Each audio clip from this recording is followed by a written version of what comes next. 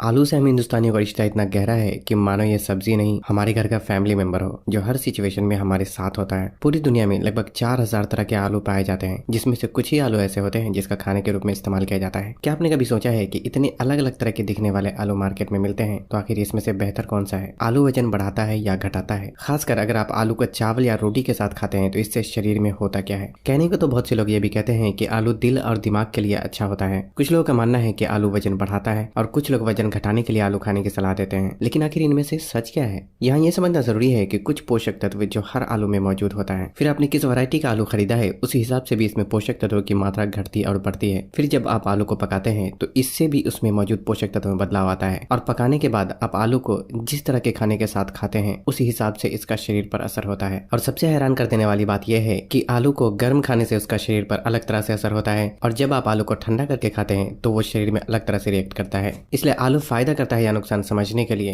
आलू खरीदने से लेकर उसे पकाने और खाने सभी बातों को समझना बहुत जरूरी होता है। हर अलग अलग तरह के दिखने वाले आलू में क्या फर्क होता है उसे समझने के लिए ये जानना जरूरी है कि आमतौर पे किसी भी आलू में कौन से पोषक तत्व पाए जाते हैं। आलू यूं तो कहने को सब्जी है, लेकिन इसमें मौजूद पोषक तत्व काफी हद तक अनाज की तरह होते हैं। अब इसे देखिए, साइड बाय साइड कंपेयर करके देखने पर पता चलता है कि ज्यादातर सब्जी में कार्बोहाइड्रेट की मात्रा कम होती है, जबकि आलू सब्जी होने के बावजूद इसमें कार्बोहाइड्रेट ज्यादा मात्रा में पाया जाता है। और हर वो चीज जिसमें कार्बोहाइड्रेट की मात्रा ज्यादा होती है उसके ग्लाइसेमिक इंडेक्स को भी समझना बहुत जरूरी होता है। ग्लाइसेमिक इंडेक्स बेसिकली एक नंबर होता है जो ये दर्शाता है कि कौन से खाने में मौजूद कार्बोहाइड्रेट कितनी तेजी से आपके खून में पहुंचता है। 55 यानी 55 से नीचे जिस भी खाने का ग्लाइसेमिक इंडेक्स आता है उसे लो ग्लाइसेमिक फूड माना जाता है। और लो ग्लाइसेमिक फूड का मतलब है कि ये ब्लड शुगर को बहुत ज्यादा नहीं बढ़ाता, इसलिए इसे अच्छा माना जाता है। 55 से 69 के बीच आने वाले फूड को मीडियम और 70 के ऊपर आने वाले फूड को हाई ग्लाइसेमिक फूड माना जाता है। हाई ग्लाइसेमिक फूड की श्रेणी में आने वाले खाने बहुत जल्दी खून में पहुंचकर ब्लड शुगर लेवल को बहुत ही तेजी से इंक्रीज करता है। अब आलू के ग्लाइसेमिक इंडेक्स पर नजर डालें तो पता चलता है कि इसका ग्लाइसेमिक इंडेक्स 70 से 90 तक भी हो सकता है, जो कि आलू के अलग अलग तरीके की वैरायटी और उसके पकाने के तरीके पर डिपेंड करता है। सफेद आलू के मुकाबले रंगीन आलू ज्यादा बेहतर होते हैं, जैसे कि पीले आलू में कार्बोहाइड्रेट और फाइबर का रेशियो सफेद आलू के मुकाबले ज्यादा बेहतर होता है, और इसमें कैरोटीनॉइड नाम का पोषक तत्व भी मौजूद होता है जो इसे पीला रंग देता है। लाल रंग के आलू में कुछ विटामिन और मिनरल्स की मात्रा दूसरे आलू के मुकाबले थोड़ी ज्यादा होती है, और इसका ग्लाइसेमिक इंडेक्स भी सफेद आलू से कम होता है, जो कि एक अच्छी बात है। जो पर्पल रंग का आलू होता है उसमें एंटीऑक्सीडेंट की मात्रा दूसरे आलू के मुकाबले लगभग 2 से 3 गुना ज्यादा होती है। इस आलू के ग्लाइसेमिक इंडेक्स भी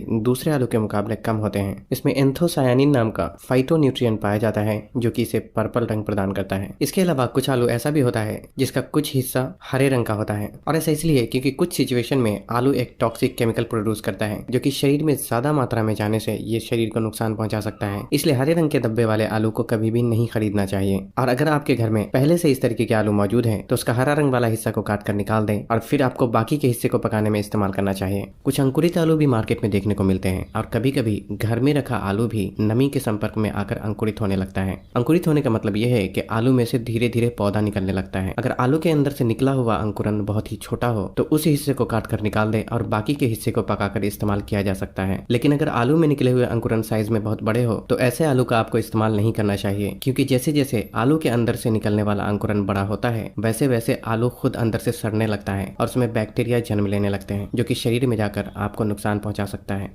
आपने बहुत से लोगों को कहते हुए सुना होगा कि आलू खाने से शरीर को बहुत ज्यादा मात्रा में विटामिन सी मिलता है, लेकिन ये बस एक गलतफहमी है, क्योंकि विटामिन सी कच्चे आलू में पाया जाता है, और हम सब जानते हैं कि कच्चा आलू खाया नहीं जा सकता। विटामिन सी हीट सेंसिटिव होने की वजह से जब आप आलू को पकाते हैं तो उसमें मौजूद विटामिन सी भी गर्मी के संपर्क में आने से काफी हद तक नष्ट हो जाता है। इसलिए आपको यह समझ लेना चाहिए कि आलू खाने से आपके शरीर में विटामिन सी की पूर्ति बिल्कुल भी नहीं होने वाली, बल्कि विटामिन सी की जरूरतों को पूरा करने के लिए आंवला, नींबू, संतरा और अमरूद जैसे फल का इस्तेमाल करना चाहिए।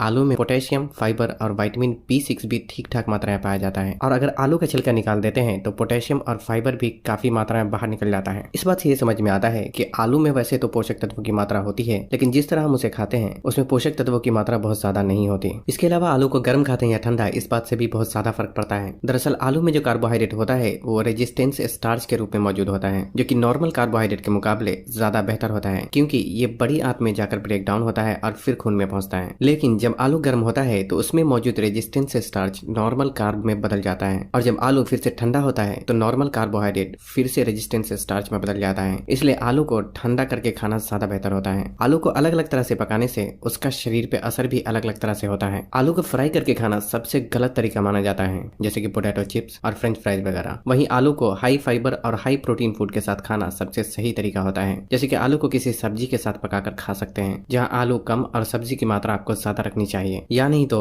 आलू को उबालकर सलाद में मिक्स करके भी इस्तेमाल किया जा सकता है। इसके पीछे लॉजिक ये है कि जब आलू को किसी हाई फाइबर सब्जी के साथ मिक्स कर देते हैं तो इससे आलू का ग्लाइसेमिक लोड कम हो जाता है, जिससे कि शरीर में जाकर ब्लड शुगर और इंसुलिन हार्मोन पे ज्यादा बुरा असर नहीं डालता। हमारे देश में आलू को ज्यादातर रोटी या चावल के साथ इस्तेमाल किया जाता है, लेकिन आपको जानकर हैरानी होगी कि ज्यादातर लोगों के लिए ये कॉम्बिनेशन बिल्कुल भी सही नहीं होता, क्योंकि चावल से आपके शरीर को कार्बोहाइड्रेट ज्यादा मात्रा में मिलता है और ठीक उसी तरह आलू से भी आपके शरीर को कार्बोहाइड्रेट ही ज्यादा मात्रा में मिलता है। अब अगर चावल और आलू को आप एक साथ खाते हैं तो कार्बोहाइड्रेट को ही आप दो अलग अलग रूप में खा रहे होते हैं, जो कि अपने आप में एक पूरी तरह अनबैलेंस्ड मील होता है। जो लोग दिन भर शारीरिक मेहनत का काम करते हैं उनके लिए आलू और चावल का ये कॉम्बिनेशन कुछ हद तक सही हो सकता है, और ऐसा इसलिए क्योंकि ज्यादा कार्बोहाइड्रेट शरीर को ज्यादा एनर्जी प्रोवाइड करता है, और ज्यादा एनर्जी की जरूरत उन लोगों को ही होती है जो ज्यादा मेहनत का काम करते हैं। जो लोग शारीरिक मेहनत का काम कम करते हैं, जब ऐसे लोग आलू और चावल को साथ में ज्यादा इस्तेमाल करते हैं तो इससे उनके शरीर में चर्बी की मात्रा धीरे धीरे बढ़ने लगती है, क्योंकि ज्यादा कार्बोहाइड्रेट वाला खाना आपके शरीर को ज्यादा एनर्जी प्रोवाइड करता है। लेकिन क्योंकि आप ज्यादा मेहनत का काम नहीं कर रहे हैं, इसलिए आपके शरीर को ज्यादा एनर्जी की जरूरत होती ही नहीं, और यही वजह है कि जरूरत से ज्यादा एनर्जी जो शरीर में होती है उसे आपका शरीर फैट के रूप में कन्वर्ट करने लगता है, जिससे धीरे धीरे शरीर में चर्बी की मात्रा बढ़ने लगती है। हालांकि अगर आपको चावल के साथ आलू खाना पसंद है तो कभी कभी खाने में कोई प्रॉब्लम नहीं है, लेकिन खासकर अगर आपको शरीर से चर्बी कम करना है तो आलू और चावल को कंबाइन करके आपको बार बार या ज्यादा मात्रा में बिल्कुल भी इस्तेमाल नहीं करना चाहिए। हालांकि वजन बढ़ाने में शरीर को कार्बोहाइड्रेट की ज्यादा मात्रा में जरूरत पड़ती है, इसलिए वजन बढ़ाने वाले लोग आलू को किसी प्रोटीन फूड के साथ एक्सरसाइज से पहले या एक्सरसाइज के बाद इस्तेमाल कर सकते हैं। सारी बातों का कंक्लूजन ये है कि आलू एक साधारण सब्जी है, इसलिए आपको इसे साधारण समझकर ही इस्तेमाल करना चाहिए, और इसे खाने का सबसे सही तरीका यह है कि इसे किसी दूसरी हरी सब्जी के साथ पकाकर खाना चाहिए। लेकिन कभी भी आलू को बहुत ही स्पेशल समझकर इसे किसी खास फायदे के लिए आपको इसका ज्यादा मात्रा में इस्तेमाल नहीं करना चाहिए।